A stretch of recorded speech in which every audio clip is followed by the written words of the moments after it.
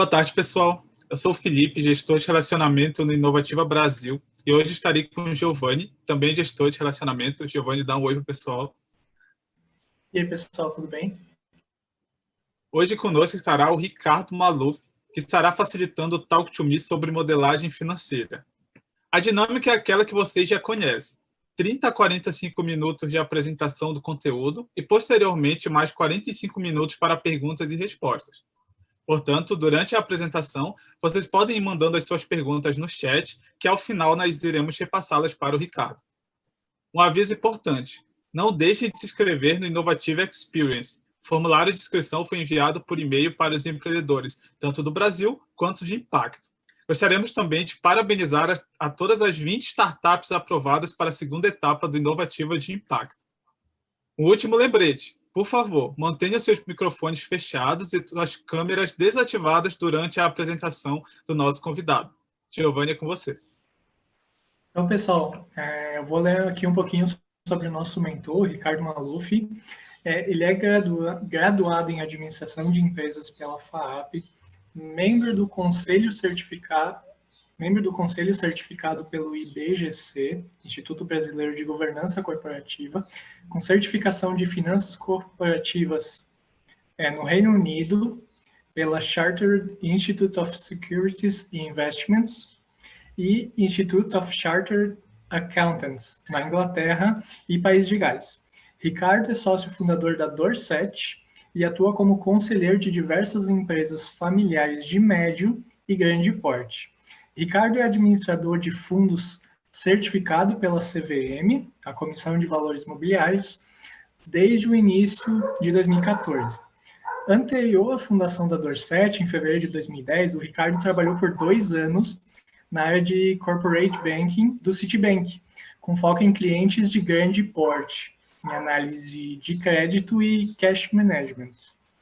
Trabalhou por 6 anos na PwC, Estados Unidos e Brasil, e 4 anos em Londres, apoiando transações de private equity via modelagem financeira. Então, conhecendo um pouquinho do Ricardo, é um prazer te ter aqui, Ricardo, e o Talk to Me dessa semana é todo teu. Obrigado. Então, valeu. Obrigado aí pela apresentação, Giovanni. Felipe também aí por iniciar aí essa mentoria hoje. Então, já estou com a tela aqui compartilhada, queria dar oi aí para todo mundo que está já online, e vou fazer uma apresentação que eu espero que seja objetiva e sucinta, tá, pessoal? Meu objetivo aqui é trazer um pouco de alguns conceitos de modelagem financeira que eu acho que são fundamentais, tá legal?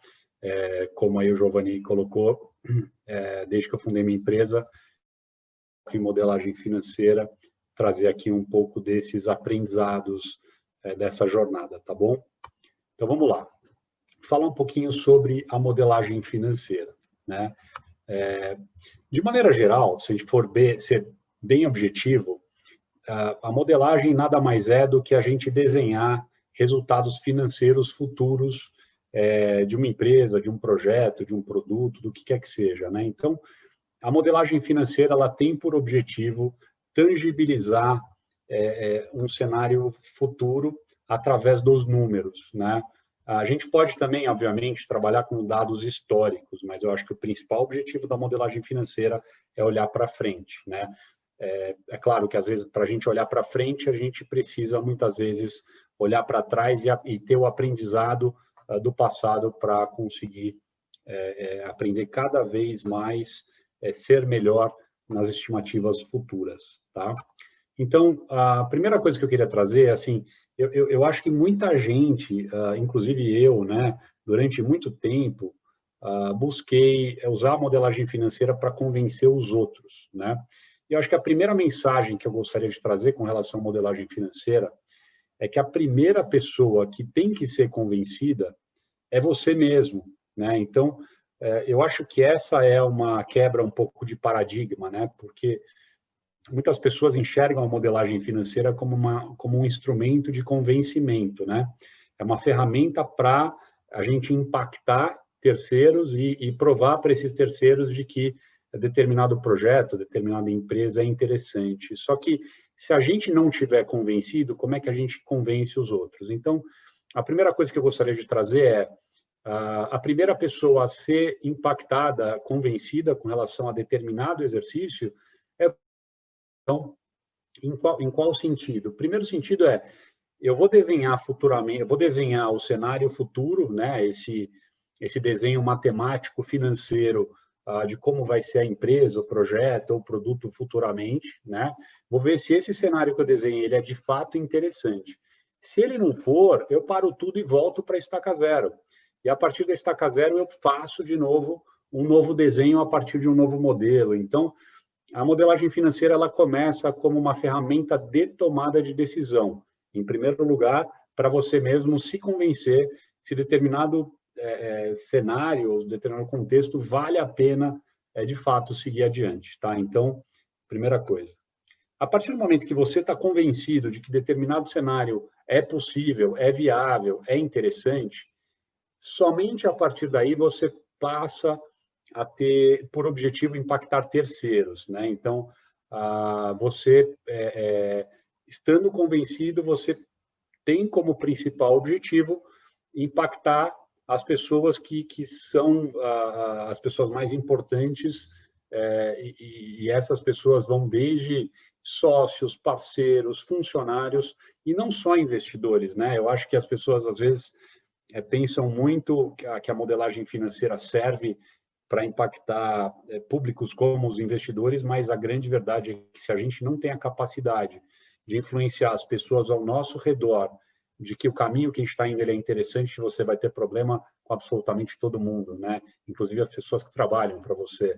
Então, o que eu diria número um, esteja convencido você de que aquele caminho é bom, é interessante, sustentável. A partir dali, você tem a capacidade e a obrigação de impactar as pessoas que estão ao seu redor. Porque se você não fizer isso, ficar só tentando atrair recurso para a empresa, as pessoas... E aí você pode ter um investidor que for, o recurso que for, sem pessoas, sem ter pessoas boas ao redor, é praticamente impossível. E eu tenho certeza de que todos nós aqui presentes temos consciência disso, né? Então, eu queria dizer que a modelagem financeira ela é fundamental para esse fim, tá? Bom, então, a partir do momento que você se convence, passa a convencer os outros, ou seja, passa a ser um elemento de persuasão a modelagem financeira, você então começa a usar como elemento de persuasão a linguagem mais universal que existe, né? A gente cresce sendo ensinado que a linguagem mais universal que existe é o inglês, né? Porque o inglês é a língua mais falada no mundo. Só que eu, particularmente, discordo dessa afirmação, porque eu acho que a linguagem mais falada do mundo é a linguagem dos números, né? Eu aprendi isso ao trabalhar em outros países, né? Trabalhei nos Estados Unidos, trabalhei na Inglaterra, e percebo que Brasil, Estados Unidos e Inglaterra, a forma de convencimento através dos números, ela é muito parecida. É claro que ela tende a variar um pouco de país para país, porque você tem regras específicas, você tem legislações que acabam impactando a forma como as coisas são vistas, mas de maneira gerencial, ou seja, aqueles exercícios, aquelas elaborações de modelagem que são gerenciais para fins de tomada de decisão, essas tendem a ser muito parecidas quando são melhores práticas, né? As melhores práticas elas tendem a ser parecidas em lugares diferentes. Então, acho que esse é um outro aprendizado e um outro alerta que eu acho que vale a pena a gente colocar de largada, né? Outra coisa, né? Então, você se convence, depois você entende que você precisa convencer os outros e você usa os números, ou seja, a linguagem universal para esse convencimento. Só que é muito importante você lembrar que se você tentar convencer com base em, apesar de ser super importante, né? Essa linguagem é uma linguagem universal e fundamental, porque ela mostra se matematicamente a conta fecha sob diversos ângulos, e a gente vai falar um pouquinho mais sobre isso aqui. O que eu acho que é interessante dizer é que a modelagem financeira é o exercício de contar uma história, tá? A gente, todo o processo de convencimento começa com uma história sendo contada, né? Então, para pensar, toda vez que sua mãe te convenceu a fazer uma coisa difícil na sua vida, né? Um professor, um mentor, um treinador, né? Se você praticou arte marcial, ou se você treinou alguma coisa na vida, alguém em algum momento te inspirou, né? E o processo de inspiração, porque a gente é ser humano, né? Ele acontece muito através de contação de história. E assim que a gente é tocado por outras pessoas, né? Assim que a gente é impactado por outras pessoas, e quando a gente vai impactar terceiros, não deixa de ser verdade, é a mesma coisa, a gente precisa contar histórias. Então, eu costumo falar com uma frequência bastante grande que a modelagem financeira é você ouvir histórias para conseguir contar histórias, né? Então, se você tem um sócio fundador na tua startup, e aí você tem que ouvir a história do teu sócio fundador, seu sócio fundador, tem que ouvir a sua história, você tem que ouvir a história das pessoas que estão trabalhando ali desde o começo, e você precisa conseguir traduzir isso em números, né? Então, você ouve histórias para contar histórias. Porque se você simplesmente apresenta uma planilha, né, você já está numa situação complicada, porque ninguém gosta de ver planilha, né? Se você tem dúvidas com relação a isso, se as pessoas gostam de ver planilha, chega em casa e pergunta para sua esposa, pergunta para o seu marido, fala assim, tem uma planilha incrível para te mostrar. Se essa pessoa ficou animada com essa afirmação, você me manda uma mensagem para falar, Ricardo, você estava errado. Minha esposa adorou a ideia de ver uma planilha. Ninguém gosta de ver planilha, as pessoas gostam de ouvir histórias, tá? E para provar isso, eu queria contar que muitas vezes a gente é capaz de ficar dentro de um ambiente escuro durante 2 horas, ouvindo história e comendo pipoca. Então, se isso é verdade, você também consegue engajar através de um processo de contação de histórias, né? Então, a modelagem financeira não é diferente, é um processo de storytelling, tá? Bom, seguindo. Você, a partir do momento que você está convencido, decide convencer os outros, usa os números para fazer isso e conta uma história através dos números, né? Você então precisa ter essas coisas que estão escritas aqui. Você precisa ter clareza. O que significa? Você precisa deixar claro o que você está buscando, para que você está buscando aquilo, aonde, por exemplo, se for um recurso, aonde que você vai alocar aquilo exatamente, para onde vai cada parte do recurso. Você precisa ter coerência. Você precisa ter coerência porque na hora que você conta uma história futura, essa história futura tem que ter coerência com relação a uma história passada. De novo, contação de histórias, né? Você tem que ter integridade, né? Você não pode simplesmente colocar um número que não tenha lastro. Isso não é mentira, tem perna curta, né? Isso eu ouvi desde pequeno e é absolutamente verdade, né? E você tem que ser razoável. Então você tem que contar uma história que tem razoabilidade, porque a pessoa do outro lado ela vai ver se você está sendo sincero, se você tem clareza, se você foi íntegro, e depois vai ver se aquela história faz sentido, se ela é razoável, né? Dentro do contexto do que você está buscando. Bom, eu queria falar um pouquinho com relação às principais armadilhas que esse ambiente da modelagem financeira muitas vezes acaba trazendo para todos nós, tá? A primeira delas é de que modelagem financeira não é para mim ou não é para você, tá? Ricardo, mas a modelagem financeira é para você. Você hoje é especialista nisso. Você trabalha com isso há não sei quantos anos, tal. Então é para você. Não, não é para mim. E eu acho que não é para ninguém, tá? Não foi para mim durante muitos anos. E eu vou contar aqui uma história, né?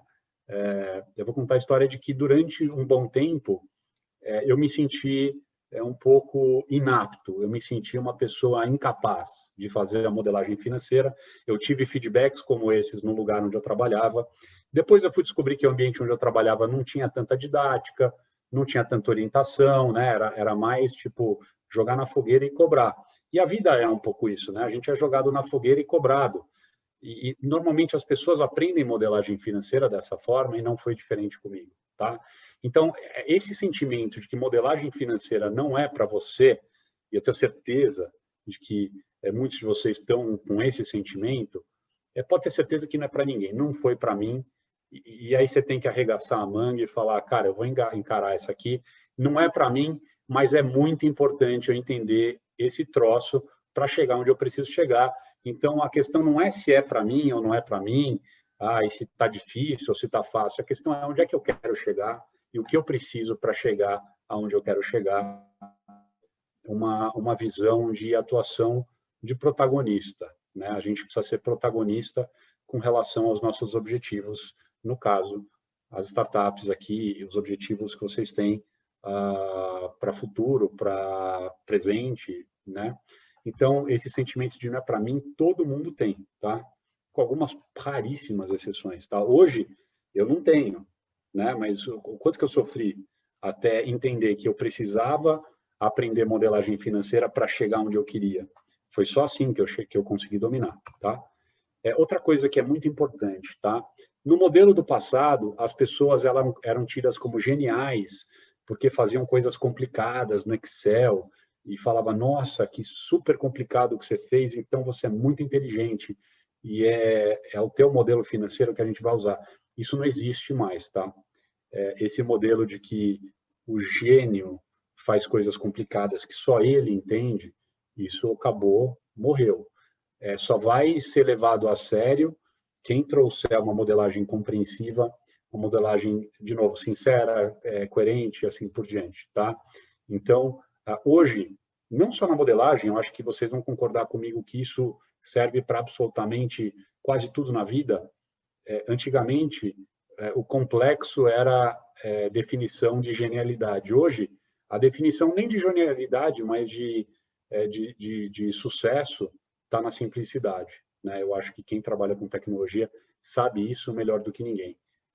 O simples é o certo, né? Não tem outro caminho, não dá para complicar mais. Então, a modelagem financeira é o exercício de tornar do complicado algo absolutamente simples, tá? Então, é uma armadilha achar que o complexo é a solução. Bom, outra armadilha financeira se traduz em números. De novo, né? A gente falou lá atrás, você precisa se convencer os outros através dos números, mas você precisa contar uma história. Por quê? Porque na ponta você tem pessoas, né?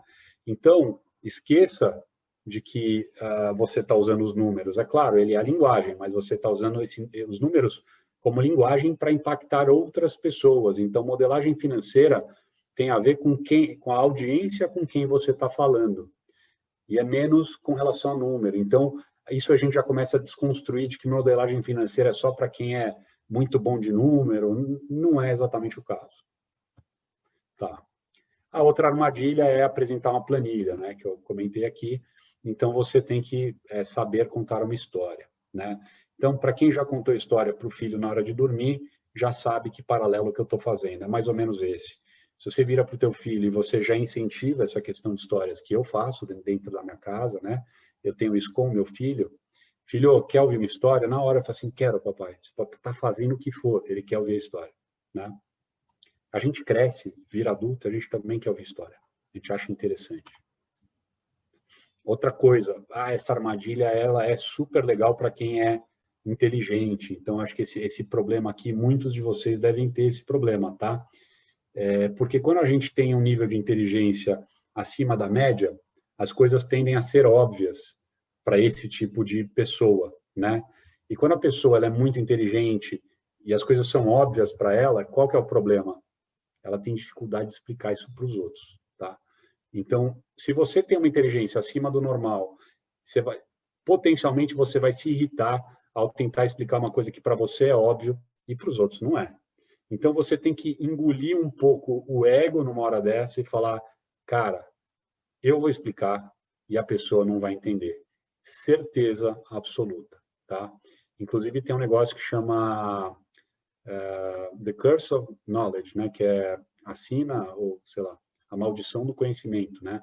Um experimento onde as pessoas ficavam com uma música, um fone, sem conseguir ouvir nada de fora, e tinham que batucar alguma coisa para outra pessoa ouvir. E a pessoa que estava batucando falou assim, quanto você acha que quanto percentual de chance da outra pessoa entender? Alto, né? Sei lá, mais 50% que ele vai me entender. E aí batucava, a pessoa do outro lado não entendia, porque estava óbvio, né? A pessoa está ouvindo a música e está batucando. Parabéns para você. A outra pessoa não está entendendo o que está acontecendo. Então, na hora que isso acontece, nesse tipo de experimento, fica claro o quanto que a gente, às vezes, não consegue transmitir algo que é absolutamente óbvio para nós, tá? Então, esquece que as coisas são óbvias para você.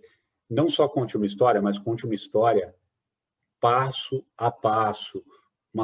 Quebre uma lógica complexa, grande, em pequenos pedaços e vai entregando isso aos poucos, tá? A gente vai falar um pouquinho sobre isso. Bom, falar um pouquinho aqui com relação à estrutura, tá? Primeira coisa, você tem que saber o que você está projetando. Você não pode simplesmente fazer ali uma salada de frutas e enviar isso ou compartilhar isso com qualquer outra pessoa. Você precisa saber se você está projetando um regime de competência, um regime de caixa. Idealmente, se você projetar um regime de competência e um regime de caixa, você pode integrar essas duas demonstrações financeiras, que seria DRE, regime de competência, regime de caixa, fluxo de caixa, você poderia integrar essas demonstrações com o balanço patrimonial, tá? E aí, qual que é a armadilha? Quer dizer, vamos falar aqui que é o certo, depois a gente fala da armadilha. Então, você pode fazer só regime de competência, você pode projetar só a demonstração de resultado, você pode projetar só o fluxo de caixa, e eu acho que quem é empreendedor tende, se for fazer só um dos dois, às vezes vai ser só o fluxo de caixa, né, por motivos de valuation, etc. Você pode fazer só competência, só caixa, um dos dois, ou você pode fazer os dois, ou você pode fazer esses três, tá? Que é caixa, competência e balanço, beleza? O que você não pode fazer é o que é chamado de híbrido. O que é híbrido? Na hora que você mistura competência com caixa. Isso aqui é proibido. Quando eu falo misturar competência com caixa, em um único exercício, você pode projetar competência, projetar caixa separadamente. Na hora que você junta essas coisas, estamos cometendo aqui um crime na modelagem financeira, beleza? Então, você pode fazer híbridos em que seu modelo tem histórico e futuro bem separado, né? Histórico para trás, futuro para frente, e aí você tem períodos em que mistura histórico com futuro, isso está ok, tá? Isso aí está ok. O que não pode é misturar competência com caixa em um único exercício, beleza? Você tem que ter clareza na sua estrutura. O que quer dizer isso? Normalmente eu tenho uma estrutura que eu chamo de ICO, né? Que é inputs, cálculos e outputs, tá? Então, você precisa estruturar muito bem o seu modelo de forma em que você separe, quando você está falando das hipóteses da sua modelagem, você separa isso dos seus cálculos e você separa os cálculos dos seus outputs, que são os entregáveis da modelagem financeira, vamos chamar assim, né? Então, tenha a sua estrutura muito clara, muito objetiva, porque isso vai te ajudar a entender o que você está fazendo, vai te garantir que você tenha certeza de que você está no caminho certo, e aí na hora que você compartilha isso com terceiros, você tem um nível de segurança muito maior, né? Eu gosto de falar de cenários, tá? Porque muitas vezes, né, a gente fala, não vou fazer cenários porque as coisas já estão, não vou fazer projeção financeira porque as coisas já estão tão difíceis de serem desenhadas. Eu já ouvi essa desculpa, não sei se alguém já ouviu. Tá tão difícil as coisas que eu não vou nem projetar. Não, peraí. Se tá difícil, você não vai projetar? Não. Se tá difícil, aí que você tem que projetar. Só que você não tem que projetar um cenário só, uma única opção. Você tem que projetar as opções. E dessas várias opções, conforme o cenário complexo, imprevisível, que de fato é imprevisível, né? A gente vive, para quem é de tecnologia, né? Tem a lei de Moore, a taxa de crescimento lá da tecnologia, né? Isso tem a ver com chip e tal, em que ela crescia assim, hoje virou uma parede, né? Ela cresce de uma maneira absolutamente exponencial. Então, a gente, de fato, não tem muito como prever as coisas, mas isso não é desculpa para que a gente não faça planejamento nenhum, né? Essa é a desculpa de quem não está afim de fazer o exercício, né? Então, agora, está difícil? Faz várias versões. Então, você faz a realidade esperada, você escolhe um set de variáveis, ou você escolhe um conjunto de inputs, né? Ou de premissas, que você vai brincar com essas premissas, como se fosse aquele mix de DJ, né? Você tem os botõezinhos que você vai girando. Várias premissas vão continuar fixas e tem algumas que você vai mudando conforme a música vai mudando, tá? Contemple a ambição como parte dos seus cenários, tá? Cenário esperado, que a gente sabe que nunca vai acontecer, né? A única certeza, né, além da morte, é que o cenário esperado que você modelou não vai acontecer. Contemple a ambição, tá? E contemple o cenário Black Swan, né? Para quem conhece o Nassim Nicholas Taleb, ele tem a teoria, né? E ele fala que a história não acontece, ela não engatinha, ela acontece em saltos, né? Então, é difícil a gente querer fazer uma previsão de uma modelagem financeira que cresça sempre 10%, ou sempre dobre, todo ano triplique, não importa quão rápido cresce o teu negócio, mas você tem que sempre estar esperando um elemento inesperado, né? Quem espera o inesperado toma susto menores do que quem está tranquilo, achando que o cenário esperado vai acontecer. Outra coisa, faça da modelagem financeira uma ferramenta de gestão, né? Eu fundei a minha empresa há mais ou menos 10 anos atrás, na verdade, um pouco mais de 10 anos, né? Foi 3 de fevereiro de 2010, e o que eu percebi é que existia um espaço importante para que a gente usasse a modelagem financeira na gestão das empresas, porque através da modelagem financeira aplicada à gestão, a gente consegue ter previsão de fluxo de caixa, a gente consegue desenhar a rentabilidade de determinados produtos por linha de negócio e acompanhar se de fato o que eu orcei aconteceu de acordo com o realizado e assim por diante. Então, use a modelagem financeira enquanto ferramenta de gestão, não use a modelagem financeira como um exercício de business plan. Eu não acredito no modelo de business plan tradicional, aquele que você faz 60 páginas, imprime, tenta grampear, não consegue grampear, né, porque o grampo não grampeia, aí você tem que achar aqueles grampos que parecem um jacaré, né, que fecha assim, e depois você põe na gaveta. Passou, sei lá, 3 semanas, aquele business plan já não vale de mais nada, você tem um bloco de papel desse tamanho na tua gaveta, e você mandou esse bloco para um monte de gente. Então, assim, faça da modelagem financeira algo dinâmico. Você desenhou um cenário, faça com que esse cenário seja acompanhado com aquilo que você está, de fato, tá? A modelagem não pode, nem deve ser algo estático, tá? Essa é talvez uma das principais coisas que eu costumo falar e fazer, né? Eu estive prestando serviços, inclusive, como esse, ao longo dos últimos 10 anos, e hoje estou mais falando a respeito deles. Bom, existe uma série de regras de ouro que são quase como se fossem leis universais que eu fui identificando conforme eu fui fazendo ali o meu trabalho, né? Até antes de criar minha empresa, eu comecei a identificar algumas coisas que eram extremamente importantes, que não poderiam ser ignoradas, e que se fossem ignoradas, algum problema muito grande, muito grave aconteceria.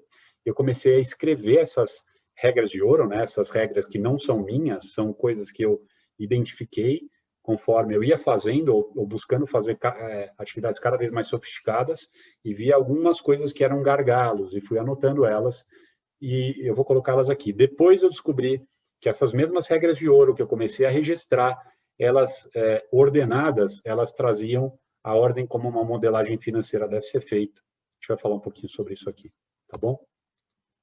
Bom, a gente tem eu tenho a regra de ouro da totalidade. O que é a regra de ouro da totalidade? É a gente garantir que quando a gente vai iniciar um exercício, a gente tem todas as peças do quebra-cabeça em mãos, né? Eu não sei se vocês já passaram por essa situação, vocês estão lidando com uma coisa super complexa ali, um problema de solução não óbvia, aí chega alguém, passa no corredor e fala, isso é fácil de resolver, é só clicar ali. Aí você fala, não é possível que esse cara passou no corredor e fala uma bobagem, assim, às vezes aquela pessoa que passou no corredor é a pessoa mais inteligente do ambiente. Só que ela não investigou, ela não se debruçou na questão, e está todo mundo ali sentado, tentando entender o que está acontecendo, e aí vem um espertão e já tem a solução, só que ele fala bobagem, porque não tem contexto. Então, regra de ouro da totalidade garanta que você tem todas as variáveis em mãos antes de começar a analisar a equação, absolutamente importante para a modelagem financeira.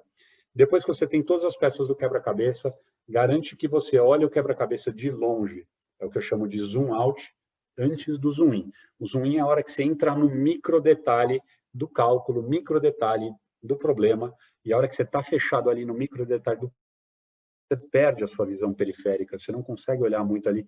Quem nunca, né? Fazendo horas ali de programação, de modelagem, de texto, de e-mail, o que quer que seja, né? Aí, de repente, alguém te pergunta alguma coisa, você não consegue nem mais pensar. O cara fala assim, que horas são? Você fala hambúrguer. Você achou que o cara perguntou o que você quer comer. Né? Porque quando você fica muito no detalhe, você perde a capacidade de raciocínio mais estratégico. Então, zoom out antes do zoom in. Tenha certeza de que você está olhando o todo e que você está definindo o que você precisa fazer na modelagem, qual que é a sua audiência, o que você precisa transmitir, você está contando a história correta, você está fazendo passo a passo, você está indo devagar para tomar cuidado que a pessoa não ache muito complicado aquilo que é óbvio para você, tá? Então, zoom out e zoom in. E a partir do momento que você faz o zoom out e do zoom in, você decide quais variáveis você vai isolar e qual que é a ordem de isolamento dessas variáveis. Aí, para quem trabalha com Scrum, sabe do que eu estou falando, né? Você vai trabalhar com partes específicas do modelo e aí você, então, vai dominar aquilo. E, de novo, isso aqui foi uma regra de ouro que eu anotei muito antes de conhecer a metodologia de Scrum de tecnologia, né? Por quê? Porque na modelagem financeira eu comecei já na época de Londres, lá 2006, até antes, eu percebia que se eu tentasse fazer tudo ao mesmo tempo, dava ruim, tá? Don't tell me, show me. É importante. Quando alguém chega para falar para você, fala assim, olha, eu tenho a solução. É assim, a solução é muito fácil, ó, só você entrar na página tal, clica lá, depois você imprime, mostra para todo mundo, tá tudo certo. Não sai falando, eu quero ver você clicando na tela, eu quero ver você imprimindo, eu quero ver você me mostrando onde é que está a solução. E na modelagem financeira a mesma coisa, você não pode sair falando, olha, ó, é só projetar, tantos por cento. Não, eu quero ver na tela, eu não quero que você me conte. Se fosse para me contar, não precisava fazer modelagem financeira, né? Tem um modelo, foi construído, teve um trabalho enorme, esse modelo idealmente tem que ser construído para contar uma história, né? Bom, turma, eu acho que eu usei aqui exatos 31 minutos, tá? Eu sei que o Felipe e o Giovanni falaram que... o Felipe comentou que poderia... de repente, a gente poderia passar um pouquinho, mas eu preferi manter aqui o tempo inicial projetado, tá? Espero que aqui a apresentação ajude a fazer reflexões interessantes. Eu vi que tem o pessoal já fazendo pergunta aqui, né, Giovanni e Felipe? Já vi que tem perguntas ali. Então, eu passo aí a palavra para vocês.